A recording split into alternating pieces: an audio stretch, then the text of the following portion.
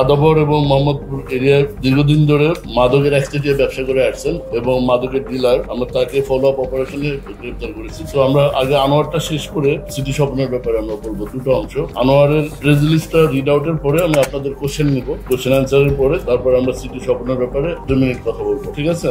আপনারা জানেন যে সাম্প্রতিক সময় রাজধানীর মোহাম্মদপুরে আলোচিত সন্ত্রাসী কবজিকাটা গ্রুপ এর যে লিডার আনোয়ার মোহাম্মদপুর আদাবর এলাকায় বেশ কয়েকটি সন্ত্রাসী গ্রুপের সদস্য কর্তৃক খুন, হত্যা চেষ্টা, ছিনতাই, চাঁদাবাজি সহ বিভিন্ন ধরনের সন্ত্রাসী কার্যক্রম লক্ষ্য করা যায়।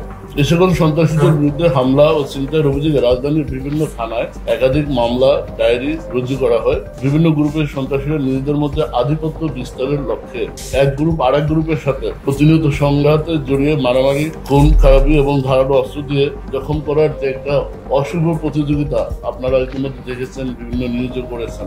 বিগত সময়ে কতিপয় সন্ত্রাসী রাজধানীর মোহাম্মদপুরে এক যুবকের হাতের কবজি বিচ্ছিন্ন করে তা ভিডিও ধারণ করে টিকটকে এটা প্রচার করে এবং রান্না করার হাড়িতে এই কবজি সিদ্ধ করে সে এটা স্যুপ হিসাবে এটা সে পান করবে, এভাবে সে ঘোষণা দেয় এবং এই সেই কবজিকাটা আনোয়ার, এবং এরপর থেকে তার নাম হয়ে যায় কবজিকাটা আনোয়ার। এই বিষয়গুলো সুশীল সমাজকে এবং আমরা যারা সামাজিক সমাজগুলো আমাদেরকে প্রচন্ডভাবে নাড়া দেয়।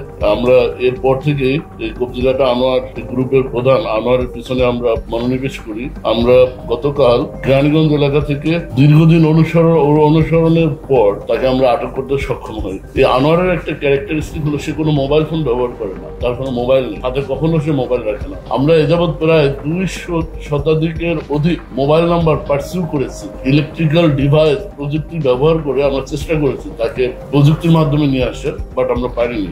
পরে আমরা তার পিছনে আমরা ম্যানুয়াল পদ্ধতিতে অর্থাৎ আপনার গোয়েন্দা নজরদারি পদ্ধতি আমরা ব্যবহার করি। এই পদ্ধতিতে আমরা সফল হই। আমরা আটকের পরে আনোয়ারকে জিজ্ঞাসাবাদে সে জানায় 2005 সালে বাগেরহাট জেলা হতে ঢাকায় চলে আসে। ঢাকায় এসে সে প্রথমে বিশুদ্ধ খাবার পানি পরিবহনের কাজ করত। পরবর্তীতে সে ট্রাকের ড্রাইভার হিসেবে, হেল্পার হিসেবে এবং ড্রাইভার হিসেবে দীর্ঘদিন চাকরি করে, দীর্ঘদিন পেশায় থাকে। এখান থেকে এই ট্রাকের ড্রাইভার এবং হেল্পার এবং ট্রাক স্ট্যান্ড কেন্দ্রিক অপরাধ জগতে তার হাতে খড়ি। সেই ট্রাক স্ট্যান্ডের চাঁদাবাজি, মারামারি, এটার মাধ্যমেই সে এই অপরাধ জগতে সে নাম লেখায়। 2024 সালের, এবং আপনারা জানেন ধারাবাহিকতায় সে আজকে এই পর্যায়ে চলে আসে। তার এরিয়া হলো সে যখন এই কবজি কেটে যখন ভিডিও টিকটক করে যখন সামাজিক যোগাযোগ মাধ্যমে ছড়িয়ে দেয়, এরপরে সে তার কুখ্যাতি চারদিকে ছড়িয়ে পড়ে।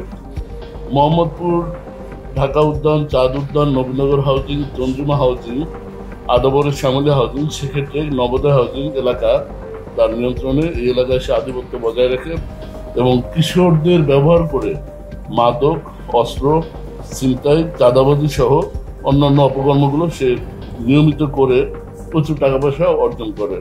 আমাদের একটা শর্ট ভিডিও আছে, সেখানে সে নিজেই স্বীকার করেছে যে আমি 3টা কবজি আমি নিজে কেটেছি, বাট আমরা জানি সে যাবৎ 7 থেকে 8টা কবজি কেটেছে, 7 থেকে 8 জনের কবজি কেটেছে। এছাড়াও সে প্রাথমিকভাবে আমরা বলতে পারি সে আইন শৃঙ্খলা রক্ষাকারী বাহিনীর নজর এড়িয়ে সে বিভিন্ন সময় বিভিন্ন ছদ্মবেশে সে এই অপকর্মগুলো অপরাধ করে।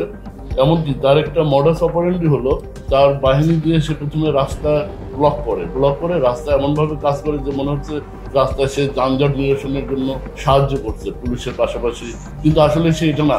এই পিছনে যখন জ্যামটা লাগে, এই জ্যামের পিছনে সে তখন ওখানে ছিনতাই করে বা কাউকে মার্ডার করছে কুপিয়ে প্রকাশ্য দিবালোকে, এবং এইটার সতর্কতামূলক ব্যবস্থা হিসেবে তার অ্যাডভান্স টিম দিয়ে সে সামনের রাস্তাটাকে আটকে দেয়, একটা ব্লকেট তৈরি করে পিছনে তার সে নিজে এবং তার সাঙ্গপাঙ্গ নিয়ে টার্গেটের উপরে দিনে দুপুরে রাস্তায় কুপিয়ে হত্যা করে অথবা ছিনতাই করে। এটা তার একটা মডাস অপারেন্ডি।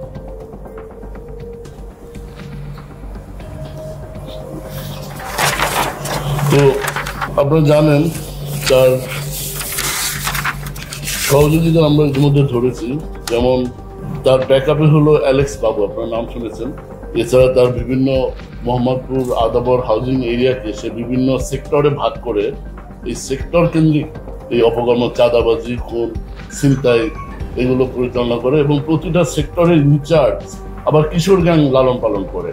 এমনও দেখা গেছে কিশোর গ্যাংয়ের যে লোকটার হাতে সামুরাই, এই সামুরাইয়ের যে দৈর্ঘ্য, কি সামুরাইটা সে জাগাতে পারছে না, বাট এটা দিয়ে সে কোপাচ্ছে। কিশোর গ্যাংকে সে এভাবে ব্যবহার করতো এবং আপনার একটা ভিডিও দেখেছেন সে প্রশিক্ষণ দিত, মানে দুজন অ্যাডাল্ট ছেলেকে একটা ছোট 12-13 বছরের বাচ্চা সামুরাই দিয়ে কোপাচ্ছে দিনের দুপুর, এবং সে বিহাইন্ড দ্য সিন প্রশিক্ষণ দিচ্ছে। হ্যাঁ, জোরে দাও, ডানে কোপ দাও, বামে কোপ দাও, এভাবে। এই ভিডিওটা আপনার ইউটিউবে আছে, আপনারাই করেছেন, পাওয়া গেছে। যেমন সেক্ষেত্রে তার যে সেক্টর ওয়াইজ তার অনুসারী হলো, তার সহযোগী হলো মাসুম, ইউনুস, রাফাত, হাসান, তুষার, রিফাত, টোকাই মাসুদ, এরকম আরো অনেক আছে। সেক্রেটারি এরিয়াতে প্রায় 16-17 জন যারা অপরাধ করে তার অনুসারী, এবং তারা অপরাধ লব্ধ টাকা তাকে দেয়। নবোদয় হাউজিং এরিয়া প্রায় 50 জন, এবং এখানে 3টা কিশোর গ্যাং সে পরিচালনা করে। একইভাবে নবীনগর চন্দ্রিমা হাউজিং এ তার সদস্য প্রায় 60 জন। ঢাকা উদ্যান, নবীনগর, চন্দ্রিমা, এখানে তার সুপারভাইজার আছে 5 জন। আমি সঙ্গত কারণে নাম বলছি না, কারণ আমাদের টার্গেট আছে আমরা সবাইকে, গ্রুপ এবং তার অনুসারী, আমরা সবাইকে আইনের আওতায় নিয়ে আসবো। রায়ের বাজারে আছে প্রায় 50 জন। কৃষি মার্কেট, কাটারসুর, ঘাটারচর এবং বোটঘাট, প্রতিটা জায়গায় তার অনুসারী এবং তার গ্যাং সদস্যরা রয়েছে। এরা মাদক থেকে শুরু করে চাঁদাবাজি, ছিনতাই, সব ধরনের অপকর্ম করে থাকে।